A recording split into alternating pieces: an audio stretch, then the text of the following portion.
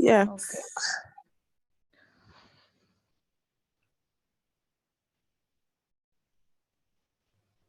Okay. Everyone are aware of that software development life cycle, right? Is everyone from a computer science background or anyone is there for non-IT?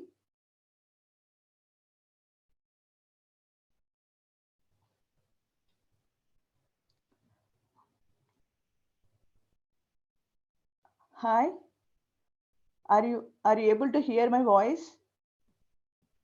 Yes, we can hear you. Okay, thank you. Okay, I'm just in crispy manner. I'm going to explain what actually the software development life cycle. Uh, we all are aware that it's nothing but where actual a product starts from the requirements and end until it deploy to the customer portal, and again later it is going to maintain the product. Prior to that, just I'll explain this in a high level business definition. Is software development lifecycle is nothing but a well-defined procedure for producing high quality with a low cost software in the shortest amount of time. This will be uh, available only with the use of agile process, whereas in waterfall it takes a long time. That's how we are using the agile process. The main purpose of this SDLC is to provide the exceptional software that exceeds all customer expectations and demands. If you have any doubt, please let me know so that I will explain in the clear manner about this definition. Anyone in the team can raise the doubt if you don't understand this definition.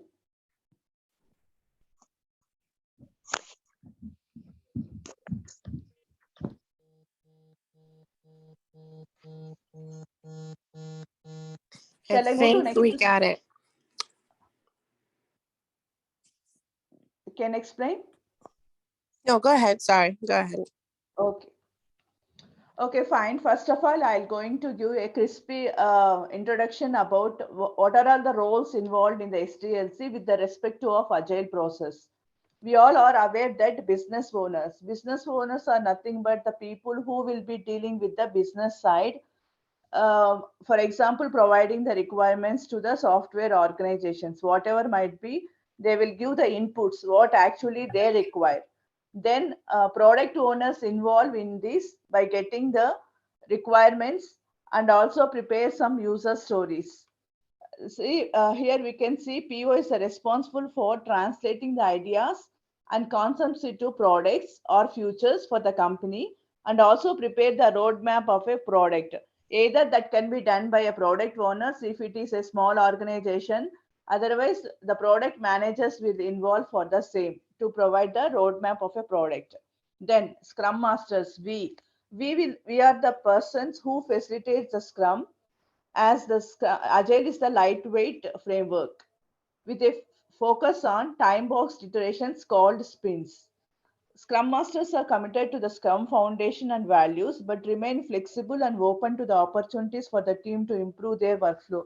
We are all are aware that what actually the Scrum Masters will do. Most probably not only this, we have many responsibilities by removing the impediments, facilitating the process, everything. But I'm not going deep dive into the Scrum Master. I'm just giving a light approach.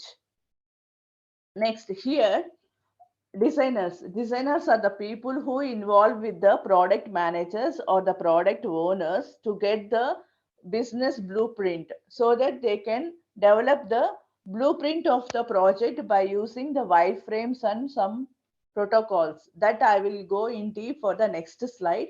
Here I am giving only just introduction. In designers we have two types, that is UI designers and UX. UI is nothing but user interface and UX is nothing but the user experience people. I'll explain in deep in the next slide. Next, backend people. Backend is an entity. First of all, I'll say what actually the backend contains. Backend is the entity of a software product that is responsible for receiving the requests from the client applications and handling them by running on the dedicated servers, typically hosted on the premises servers or on premises in the sense VMware. And cloud servers are nothing like Azure, AWS, GCP, etc. Backend team, what the backend team will do is they will expose the operations. The front-end applications can retrieve, store, modify, and delete the data entities of an application. For example, see, if you want a bank application, not only bank, any supermarket application or whatever is, if it is a restaurant application, we require a data, we need to store and we need to write the functionality. For that, all those things will be developed by the backend people. Backend is nothing but like .NET, Java, and they will write the APIs. APIs are nothing but application programming interfaces. These will be get integrated with the front end. Front end is nothing like Node.js, AngularJS. Those people will involve and they will give the functionality. I will explain everything in the next slide. So first implementation is done by the backend teams only. Even the authentication and authorization is handled by this team only for any web applications. For any web applications, authentication, for example, if we want to provide a login credentials and we need to check the multi-factor authentication, all these things will be developed by the backend team only. Is any questions on this, please? Am I going fast? Please let me know.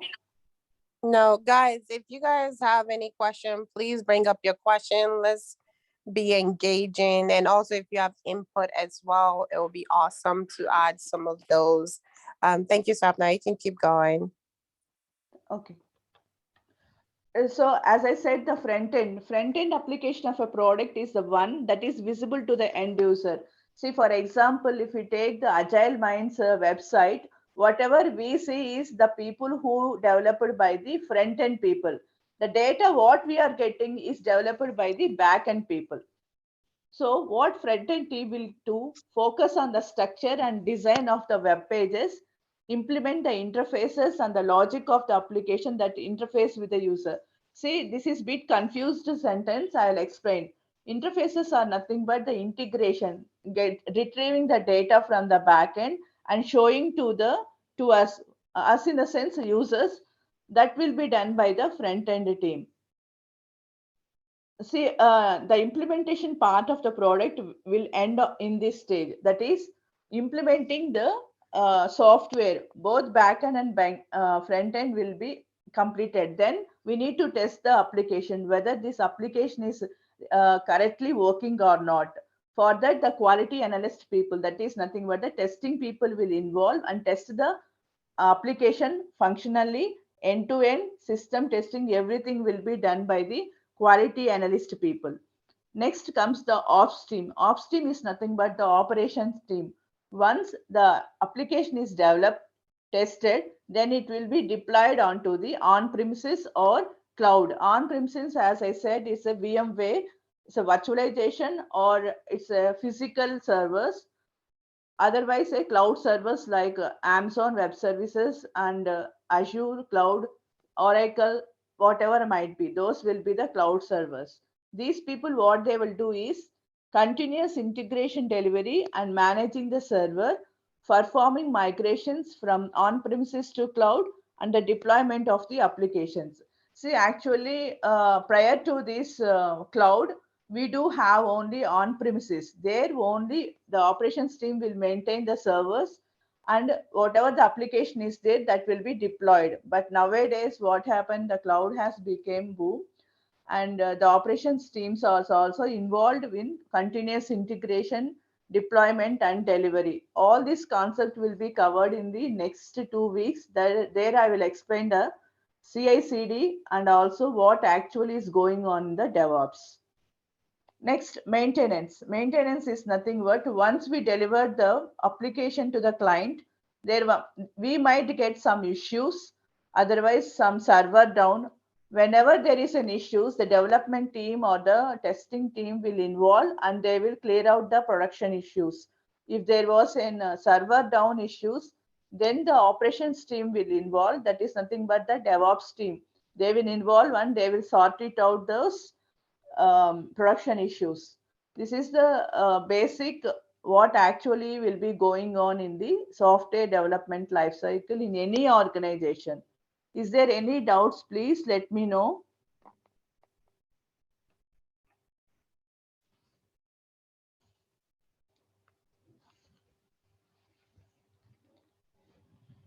Can I start now from here? Guys, Yes, raise your ma'am. voice. Whether you are able to understand or not, I'm not getting. I'm just simply explaining.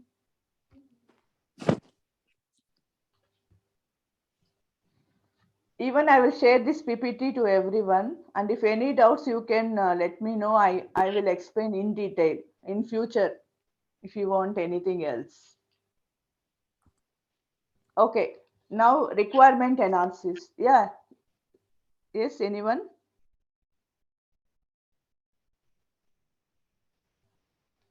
Okay, fine. Requirement analysis. Here, as I said, the yes, someone wants to talk.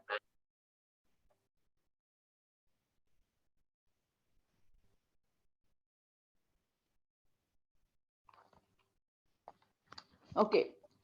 Requirement analysis is nothing but the purpose of the requirement analysis is to be sure all product requirements actually represents the stakeholder needs and requirements. For example, say Vicky wants his website to be more designed, more exposed to the people, so that these are the requirements from Vicky. So the developer designers, I mean, most probably the business owners and the product owners will be seated with Vicky. Vicky is the customer who is going to provide the requirements for her website. So by taking all these requirements, now the product owner, designers, and some subject matter experts of the developers will sit together and will discuss what actually we have to do to provide the requirements of the user. So that will be done in the planning phase, where product owners, scrum masters, designers, and some development team will involve and they plan accordingly. Next comes the designing phase. Here, as I said, the designers will starts with personas. Personas are nothing but a detailed description of a typical end user of the product the team is going to develop. They will list out the personas. What are all the main requirements that the user wants and the user stories. We are all aware that what actually the user stories are. The technical features which is converted into the user stories, and then based on that the product owner arrange and ordered, prioritize and ordered. Later on there was, I mean, sprint planning meeting, they will discuss which need to be added or not. These are all you are aware of that. I don't want to go in deep. So then the structure and order of the product get designed, drawing some shapes to get the feeling about how the product looks. See, drawing some shapes are nothing but wireframes. The designers, UX designers, that is user experiences, people will design the wireframes, how the, uh, how it should look, the software has to be looked. Then this gives us the sense of the elements placement on the page and their relation to the each other. For example, the login button should be in the corner of the page, and the menu should be on the top of the page. And under the menu, we need to get the submenus. All these will be designed by the UX, user experience guy. I mean, engineer. Then the next one is prototypes. Prototypes are used to test whether our design works properly or not. Finally, visual designs, which is helpful to get a sense of the style of the product. See, these many things will be happen in the design phase. Actually, I'm not at all aware of that, but joining this organization, I knew end to end what actually it is going on. So this all the things will be combinedly developed by the user interface engineer and user experience engineer. They both will sit together. Wireframes will be developed by the user experience engineer, whereas if we click the menu button, what we will get? If we get the login, what we will get? I mean, getting in the sense, it has to ask the username and then the password. All these things will be developed, designed by the user interface guy. Are you clear, guys? Any doubts, please? Good. Okay. Next comes development and implementation phase. As I said before, the development stage is the part where the offshore software developers will actually start writing the code for the custom software. Here comes the discussion about the backend and front end. I already given that. Now let's discuss about the backend how actual in deep I am going how it is developed. In web development, backend is a service that sends the data to the front end. The backend also has an interface, but this interface is not used or consumed by the end user. It's used by other applications. See, whatever the backend people is developing, that can't be used by the user because that will not be visible to any end user. So there are any kind of service like data, computation, actions, activities, events that need to be occur in support of other application needs. Mean providing the logic of the code will be written only in the backend. Backend development components required a server, for example, an Apache or NGNX, a database. A database can be a MongoDB or MySQL or PostgreSQL, whatever might be. Then comes the middleware. Middleware is required because to provide the communication between a server and the client, we need one middleware. That is nothing but Apache Kafka or a RabbitMQ. Either any of the one you can use. We are using one project RabbitMQ. For the other project, we are using the Apache Kafka. Then programming languages Java or Python or ASP.NET. And for frameworks, we can use Spring Boot, Node.js, .NET. I'm facilitating to the three projects. For one, we are using .NET. The one we are using we are using Node.js, and the other is for Spring Boot. So next, middleware, as I said, it is a glue between an application and its network. It controls the flow of information between an application and the server, database, and operating system. If the server wants to talk or communicate with the client, then the only guy is here middleware. Middleware is very important for the backend. That's how the backend is. I mean, actually, the what this is the one what actually goes on in the backend development. Any doubts, please?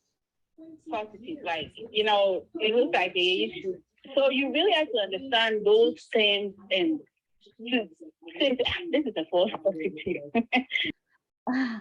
It might be a day for a scrum master to understand if you people coming from the non-IT, but no worries. This is if we have the minimum knowledge about what actually is going on technically, so no one can blame a scrum master because if he is unaware of what actually is going on while planning or estimating the things, we can't understand the functionality what they are saying. That's the reason nowadays most of the people are asking the technical scrum masters at least to be having some knowledge in technical side. It will be an added advantages to everyone.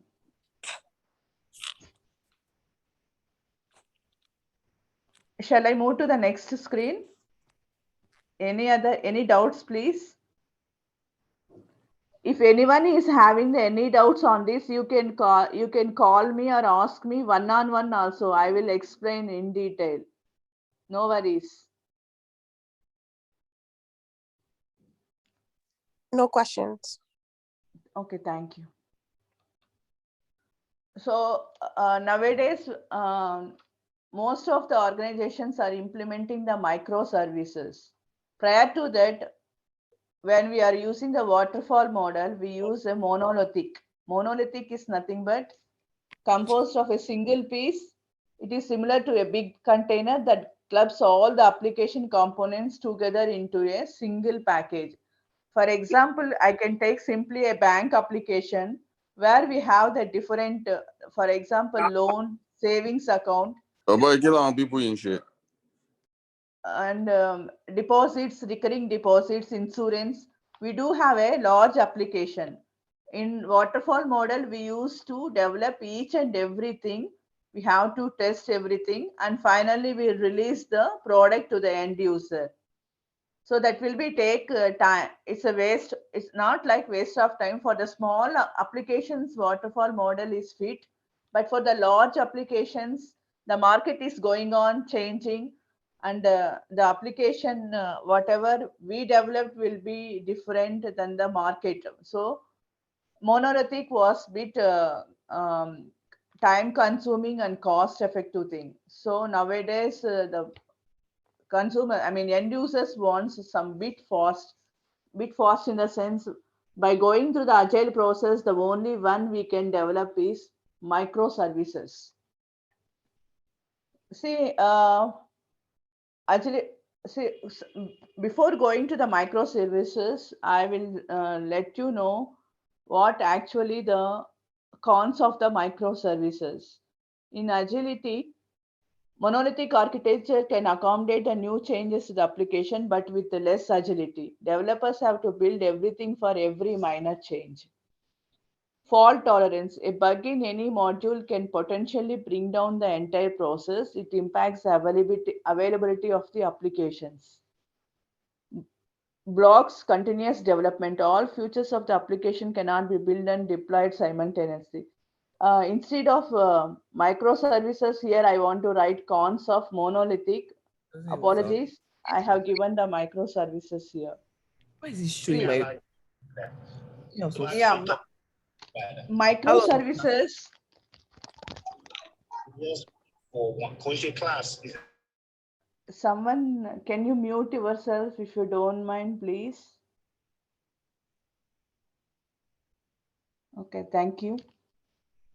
See, microservices in a cloud native architecture is building an application by separating each of its functionalities into multiple independent services. That is, for example, as I said, for the bank application, first we will develop one loan module, loan functionality. We'll take it as in one microservice. Then savings account, that module as in one microservice. Then insurance as in one microservices. So we all will integrate this through the API. API is nothing but application programming interface, which is used to connect the backend functionality with the front end functionality that I'll discuss later. Each service runs in its own process and communicates to the API. Here we use REST API instead of SOAP because REST can understand all type of scripting languages, all type of the languages. That's why we use REST API. These small services communicate with each other through a predefined set of protocols called HTTP. In essence, it's like taking many parts of the application and designing it individually before joining them all together. As I said, we are going to develop single module, and finally we will dump it as one big application. Benefits: whenever you need to update one feature, you can just update the microservice and redeploy it. Database of each service could be independent. See, why we are using microservices? Through sprints, we have to deliver at least one functionality for every sprint. If that was the case, microservice is the best option to use in our applications. Next, the deployment time is slow, has each. Yeah. Any doubts, please? Sorry, my bad. Okay. The deployment time is slow, as each function is separated, has an individual service. Next, the developers need to be really skilled to develop your application with a microservice architecture. See, in every sprint, we need to deliver one functionality, means the junior level resources can't be handled this type of the development. Our team has to be a good developer with good skills. Then only he can used in the team for developing this type of the implementation. Otherwise, there was a junior engineer, microservices they can't handle the microservices, because we need to deliver the functionality as soon as possible. This is the microservice structure. This is the client. We'll identify the provider. Here sits the API gateway. API gateway sits between the web client and the system and services. These are the services, and this is the API gateway. This is the client. And API gateway handles all the routing requests from the client to the services. Then it's sent to the remote service. Remote service, where here the front end will be seen. Else I'll explain here. How microservices works. A microservices architecture consists of small autonomous services, and each one is self-contained and implements a single business capability. As I said in the bank application, small and autonomous services is like loan module, insurance module, savings module, recurring deposit module. All these are the autonomous services. Each one is self-contained and implements a single business capability. Each and every module requires one single functionality that should be valuable outcome. All these services have their execution environments and load balancers to perform different functionalities and capture their data. Without the load balancers, what will be happening is when the user continuously hits the application, the server may go down. Then it will not be available for the end user. That's why we require the load balancers. They communicate with each other through the HTTP REST or message bus for performing the automation and monitoring the capabilities. API gateway acts as a communicator to pass the request of the client to the internal architecture. As I shown before, API is the heart of the microservices. Without the API gateway, no microservice will work. The functionalities of these components are here. Clients. Clients are nothing but the different users send requests from various devices. Identify providers are nothing but the client requests are authenticated by identity providers and then communicated to the API gateway. Authenticated, whatever the client will provide, that first will be authenticated, whether it is secured or not. Then only they will take the request and then they will provide to the front end. API gateways handles the client request. Client request means, for example, retrieving the data from the database, writing the logical code, everything will be handled here. Then message formats. They communicate through two message type as synchronous and asynchronous. Synchronous is nothing but client to server. Asynchronous is both client and server, server and client. Next, data handling. Each microservice owns a private database to capture the data and execute the representative business functionality. Also, microservices databases are updated through their API service only. See, for example, if you want to retrieve data to the backend logic, then also the API gateway is the only one who helps to transfer the data from here and there. Then static content houses all the content of the system. Management. This component is responsible for balancing the services or nodes. This thing, something for Scrum Masters who is non-technical will be a bit difficult to understand, but no worries, I will explain you in future. Whenever you feel tough to understand, you can contact me one-on-one. Then content delivery networks delivers content to the distributed end users. Remote service provides a dynamic transport independent modular way to expose the microservices. Spring Boot. As I said, I'm not giving the full explanation about each and every framework. Here I'm going a one single one. Spring Boot is a leading framework to build the microservices applications in Java. It works on top of the languages, aspect-oriented programming and others. Spring Boot is mature, open source, future-rich framework with excellent documentation, and it provides IO platform, cloud, framework, security, batch, data, etc. and all. Spring Boot is one of the best framework used in the microservices. Microservices best practices. First, initially separate the data store for each microservice. The code at a similar level of maturity, we can deploy it easily. Finally, treat the server stateless for communication. See how clients of the microservices architecture can access the individual services in a simple way. The main thing is API gateway. As I said, API gateway is the main middleware between the client and the server. Here you can see here, if there is any doubts, please let me know.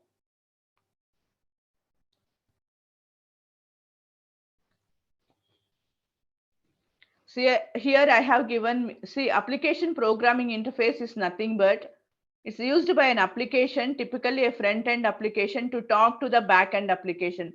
I just explained here priorly, if the back-end application wants to talk with the front-end application, then the only one which is the one who used is application programming interface, that is APIs. You all hear in your development team, I hope, about these APIs. Anyone heard about this? Guys, please raise your voice. Anyone Yes. heard about this? Yeah. Yes. Yeah, this is the one mainly used in microservices. Next, I said that REST API is the best than any other one. Why? The main thing is the REST API can handle both a human readable format like JSON and a binary representation for format like Google protocol buffers. Each and everything can be understood by the REST API. That's why we use REST APIs in the microservices. Next, see, once you can take the look of the API gateway, how it look like. The customer program, internet, API interface, and providing the program. This is a basic one. And down you can see, this is a client. This human is a client. This is the API gateway. These are all the REST APIs which provides different functionality. Text field, recommended articles, login, etc. and all. That was the API gateway. Inside the API gateway, it looks like this. Next, front end. Till now, we discussed about the microservices. Now, this is the same concept for the front end, that is micro front ends. If you, for example, if we want to create one simple, for example, menu button. Menu, under the menu we have submenus. Under the submenus again we have the filters that will be taken as a micro front end. Login page has a micro front end. After logging in, we'll go to the main page that can be taken as one micro front end functionality. All these combined and then be deployed into the cloud or any on-premises service. That is the thing here I explained. If you will get bored, so that's I am going light. See, AngularJS, React.js are the front-end frameworks. Micro front-ends. The micro front-end is an architecture pattern for front-ends, allowing breaking of the whole front-end into independently deliverable, deployable, smaller front-end apps. As I said, this is the one I explained here. This is all that I will share this. You can read later. And nowadays, see, example, Spotify, IKEA, American Express, Starbucks were using the micro front-end concept. As like microservices, micro front-ends are not that much familiar to the old, but going forward, micro front-end will be one of the part for the development team. Now only it's rising. See, we can see here is a simple example. Microservices focuses on the decoupling of backend services, while micro front-end is giving the aggregation, that is combining individual data of the micro applications. You can see here, micro apps.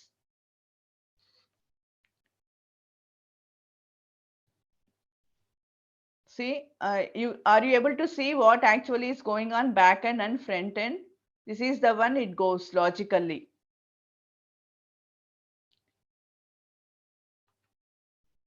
Next comes the testing phase and integration phase. Here, as I said, in the starting, the quality analyst, what they will do, once the development team will implement the application, now it's the time to test the application. That was taken care by the testers. See, the testing of the microservices will be bit different. By using the DevOps tools, we will do the integration part. Testing microservices is a critical part of the microservice application process. You need to ensure that your code doesn't break within the unit, that the dependencies in the microservices continue to work, and your APIs meet the defined contracts. There is a lot of clumsy in the microservices while testing. It was not that much easy compared to the monolithic applications. Yet because of many microservices are built with a continuous delivery mode to build and deploy, we have the DevOps team. DevOps team is, my voice is, okay. DevOps team, I hope you are aware of that continuous integration, delivery and deployment. Those only will come into the picture, but inside one more phase is that continuous testing. We use it through the JUnit and Jenkins. By using these, we will test that. I will explain you in the next session. So different testing types we used in the microservices: user interface testing, end-to-end testing, integration testing, and unit testing. First, we will do the unit testing, that is code testing. Is there any errors? Then integration testing, while combining the front end and back end through API gateway. Is there anything is missing? Any API is missing? Then end-to-end test, that is total functionality we are going to test, total from end to end, from menu to the last click OK and cancel button. We are going to do each and every functionality. Then user interface testing. And also UAT testing will be held, that is user acceptance testing will be held, then only it will go to the production. Then deployment phase. Here is the one this operations teams will involve. Deploying applications on robust infrastructure is a key operation to the success of the product. Here, as I explained, virtual machines are the one we used prior to the cloud. We are using the virtual machines. Next, container orchestration is nothing but the sorry. Container orchestration is nothing but the Docker and Kubernetes. Docker is the where the images are taken and it will be deployed into the Kubernetes.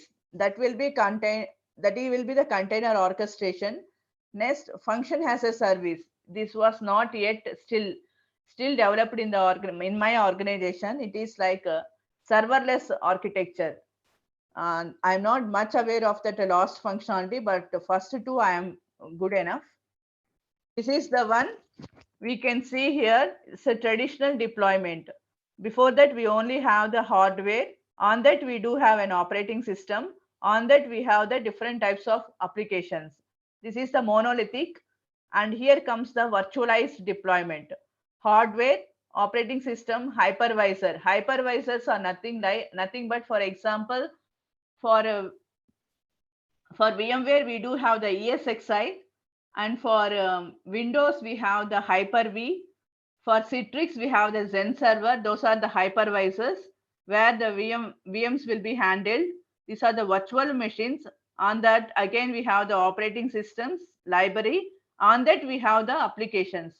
This is the one we used to develop in the year 2010 to 2015-16.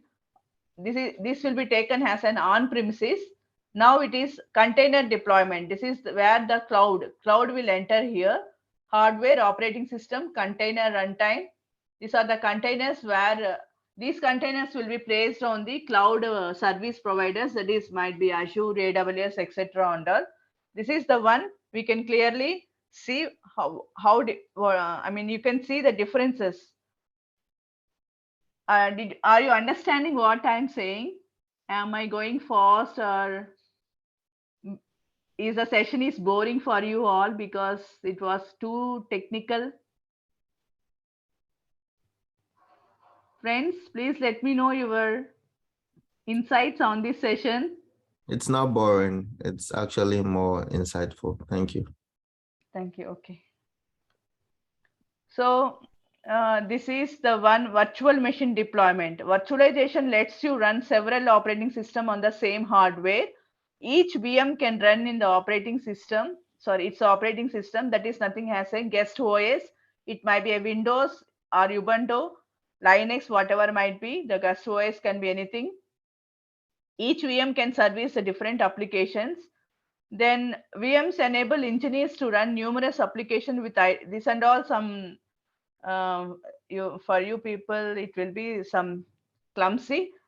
You can read yourself. If you can't understand, let me know. I'll explain.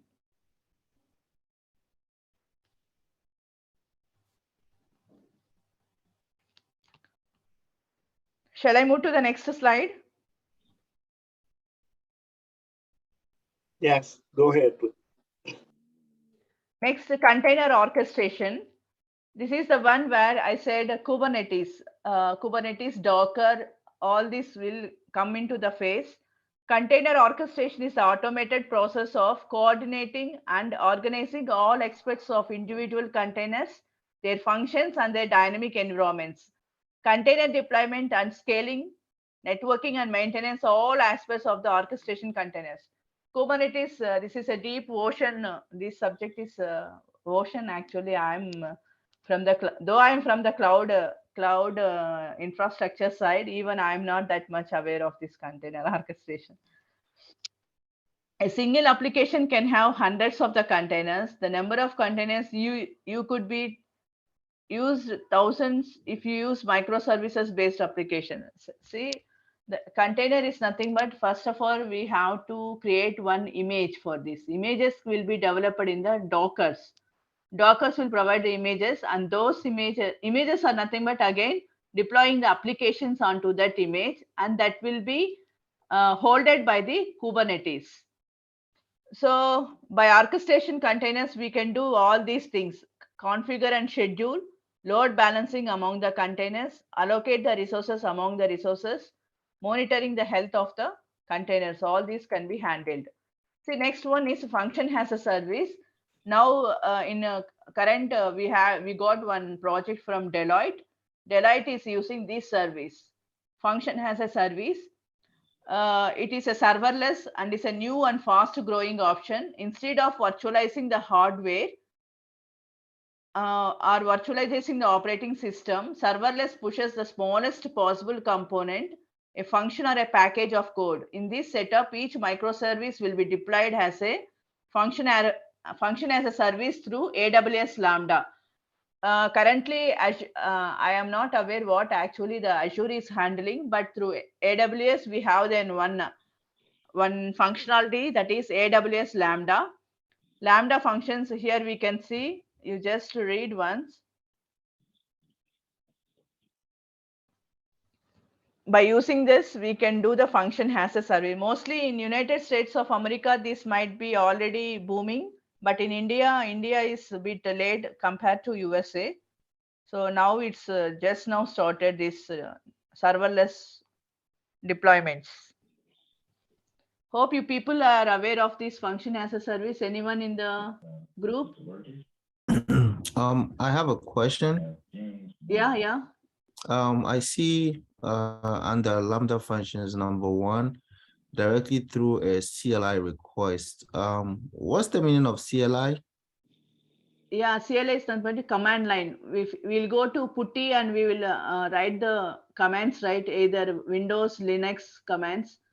By using that commands, we will run the functionality, or we can deploy the functionality. That is the thing. Directly through command line we can handle. Otherwise, through API gateways by using the Lambda. Okay, thank you. Okay. So scheduling the cron jobs is, cron is generally used for running the scheduled backups. For example, why backups are required, guys? Anyone is aware of? Any techie guy in the group? Okay, backups are nothing but, for example, if our system got crashed and our application, we need to retrieve back, right? For that, we'll maintain some backups. We do have the backup tools. So we'll back up all the applications, whatever we have developed, and also database. Maintaining the database is a big risky thing. That's why we need to back up the data. And if any disaster, natural disasters will be happen, right? Earthquakes, something, etc. So for that also we need to retrieve back, and we need to keep that in a safe side. That's the reason we usually have the backups. Next, monitoring the disk space, deleting the files. All this will be done by the cron jobs. Cloud event from another service like S3, simple email service. All this comes under the AWS. So we do have multiple serverless. Mostly we have Apex, Claudia JS, server. These are all will be taken as a serverless framework. You can also utilize a tool like Terraform or a cloud formation to define your function as a service. Yeah, nowadays we are hearing about the Terraform also. It's one of the booming technology in the DevOps. Next, maintenance phase. Now we came for the last session, where once the application is deployed into the client production servers, now we need to maintain that application. See, I mean, now Vicky has taken the website. Now she is using it. If there is any server down, for example, when most of the thousands of the people are using the Agile Minds website, sometimes it might go down. For that, we are going to use the load balancers, and we need to monitor all these things, whether the website is going on down. Otherwise, if any issues is facing, if any changes are required newly, all those things will be monitored by the maintenance team. And then here, if any, for example, if one functionality is not properly working, then the tester team will involve where actually it is not working. And if the tester will found out that if there is an issue with the development team, then it will be transacted to the developers. Then developers will take care of that production issue. If it is a server down, then the production team will involve, and they will rectify all these things will be handled by the monitoring thing. Is nothing but the maintenance phase. We do have the different see, for DevOps monitoring tools we have is Grafana, Prometheus. Grafana is the one where we used to see the logs. Prometheus is the dashboard. ServiceNow is a ticketing tool. Nagios is also one of the monitoring tool. All these tools are familiar for the DevOps people. So support the software and maintain them by solving the live issues, and upgrade, etc. will be done in the maintenance phase. So that's all about the software development life cycle. Any doubts, please let me know. Did I went so deep?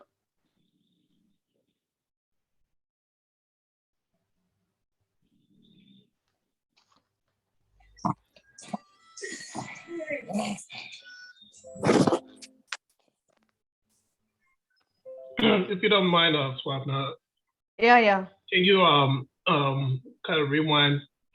I'm interested in the before maintenance, when we have deployment.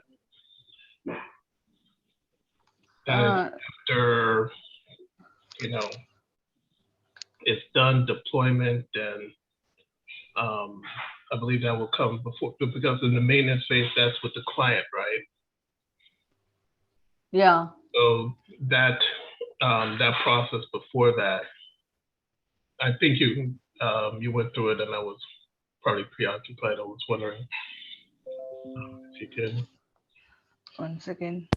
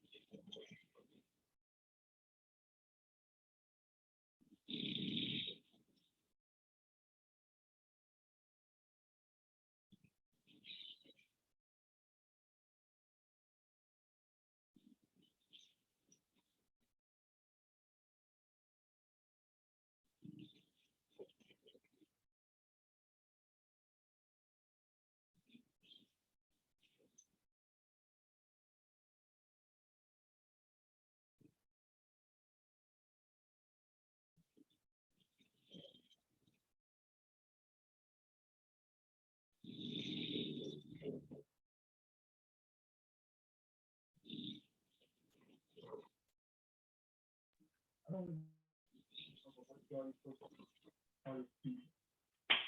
that a wonderful thing? What are some of the things that we went through? You know, French and I, we had quite a few substitutes. I want to thank all of you substitutes tonight.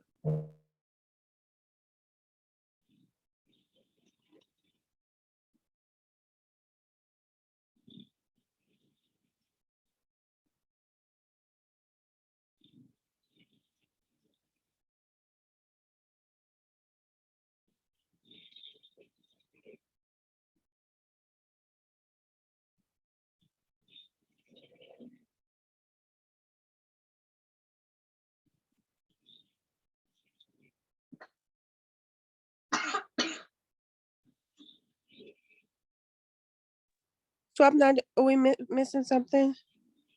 That was the doubt, right? That's correct. Okay, fine. See, we have two types of deployments here. One is a cloud deployment. The other is an normal deployment, in the sense on-premises deployment. Once we get the build from the developer team and the testing team, that build will be come in the package format.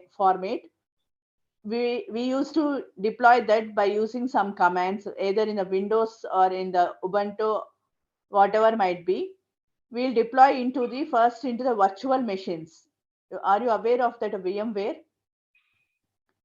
So we are going to deploy it, and then after deploying it, we will again the operations team will test whether the build was properly deployed or not. Is there any issues they are facing or not?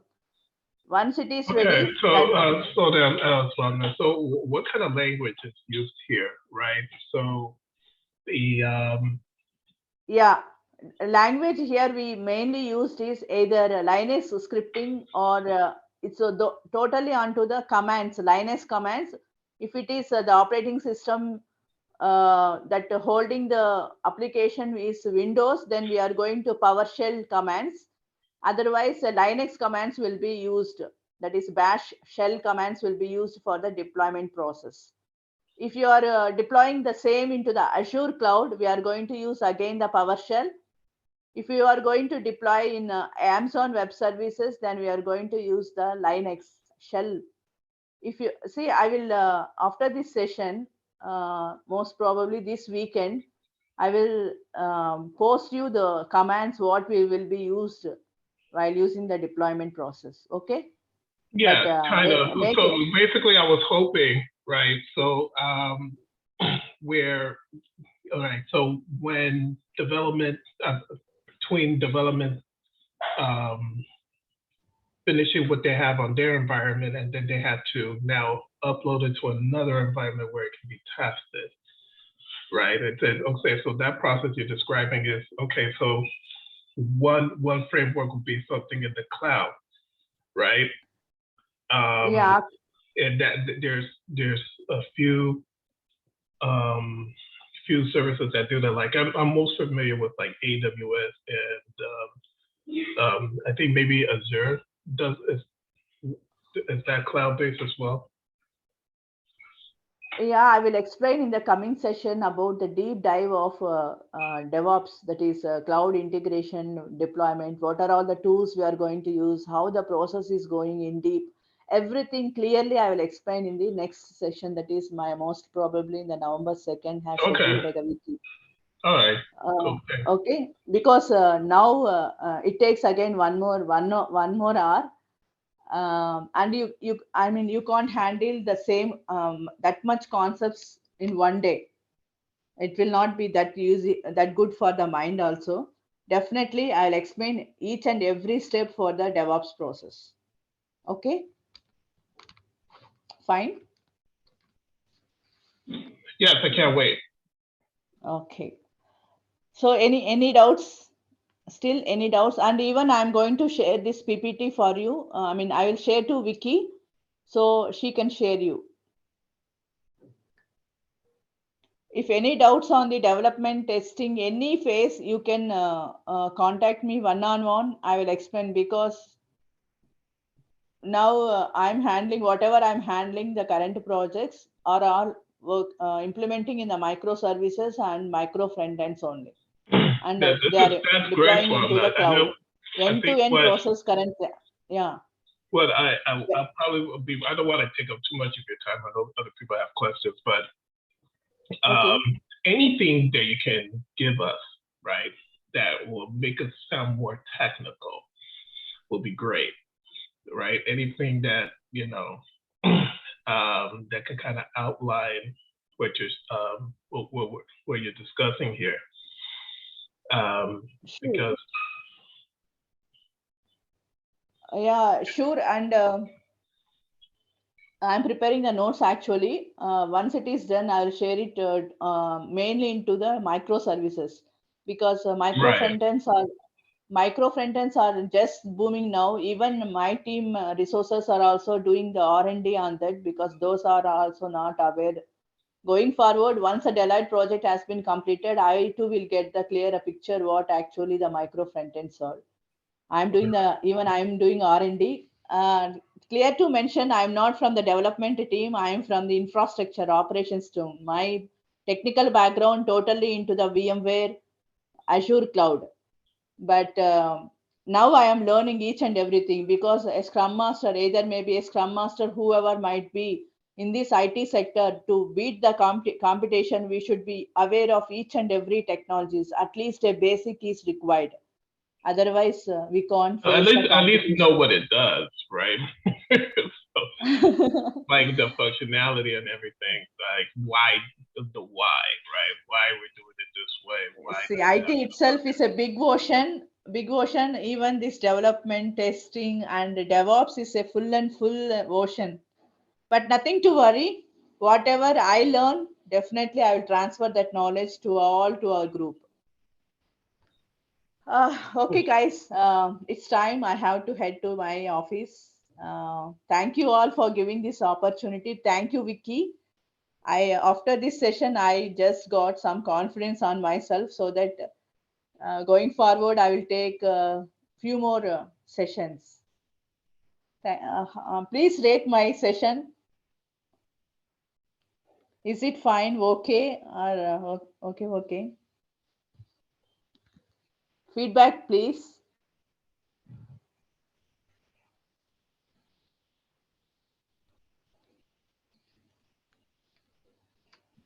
That is very good. It's welcome. Go ahead. Go ahead, Orlandis. Thank you so much for your time and for coming to teach us all this for free. It was maybe because it's technical, so a lot of things I'm trying to really understand.